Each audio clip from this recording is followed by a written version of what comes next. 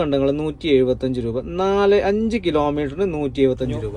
നേരത്തെ വീഡിയോ എടുത്തതാ, ബാക്കി വീഡിയോ എടുക്കാന് പറ്റങ്ങ് വിട്ടുപോയി. അപ്പോ ഇന്നലെ ഓടിയും കാണിച്ചുതരാം, ഇന്ന് ഓടിയും കാണിച്ചു. ഇന്നലെ 2 ഐഡിയിലാണ് ഓടിയത്, അതുകൊണ്ട് നിങ്ങൾക്ക് ഒരു കൺഫ്യൂഷൻ ഉണ്ടാവും. ഇന്ന് ഓടിയും ഞാൻ എന്തായാലും കാണിച്ചുതരാം. ഇന്നലെ ഓടി നടക്കട്ടെ, ഇന്ന് ഓടിയും കാണിച്ചു. എന്നിട്ട് അതിൽ കുറച്ച് കാര്യങ്ങൾ എനിക്ക് പറയാം.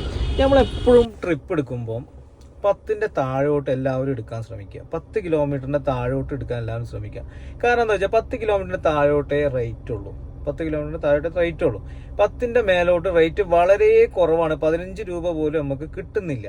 മനസ്സിലായോ? 15 രൂപ പോലും നമുക്ക് 10ന്റെ താഴോട്ട് കിട്ടുന്നില്ല.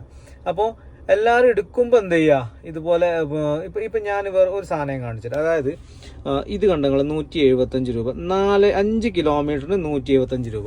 നേരെ 10 കിലോമീറ്ററിന് 150. എത്ര കാണിച്ചെന്ന്?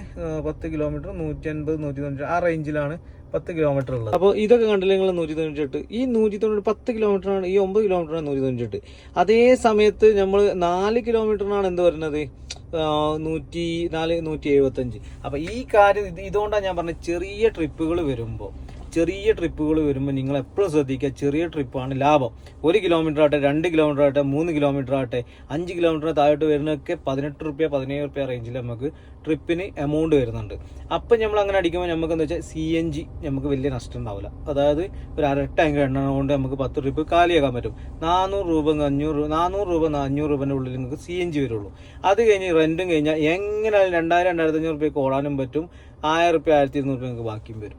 എന്ന് പറഞ്ഞാൽ 99, അതായത് 1 കിലോമീറ്ററിന് നിങ്ങൾ ശ്രദ്ധിക്കണം, 1 കിലോമീറ്ററിന് 73 രൂപയാണ്.